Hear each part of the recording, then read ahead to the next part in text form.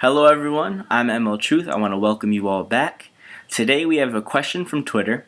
Last night I asked all of my followers if they can give me a suggestion or a question, and that would be the theme for our next video, and I got a really good one from Ballin Lee, and his question is, since the Bible is a translated document, does that change the interpretation from the previous Greek and Latin versions? This is a great question. A lot of times when you face opposition, people will tell you that the Bible has been translated so many different times in so many different languages that it's really unreliable. And that's just not true. If we look at how it's really translated, we can understand how it is reliable. Now, if someone is translating a Bible, the first thing they'll have to do is go back to the original languages it was written in. Now, the Old Testament was written in Hebrew, and the New Testament was written in Greek. We also have a little bit of Aramaic in both, as we see in Daniel, and then when Jesus was up on the cross, he speaks in Aramaic.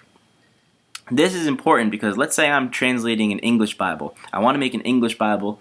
Now, what I would do is, I would go to the original languages and translate it straight from that Hebrew and that Greek into English.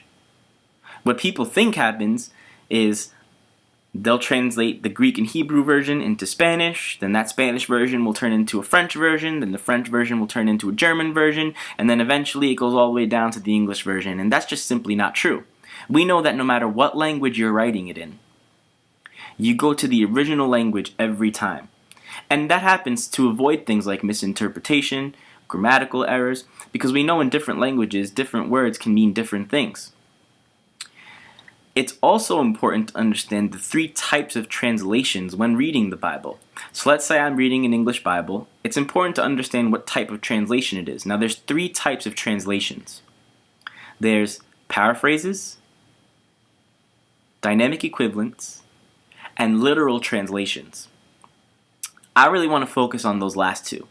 A dynamic equivalent is a version that takes the original meaning or the original idea and tries to make it easy to understand.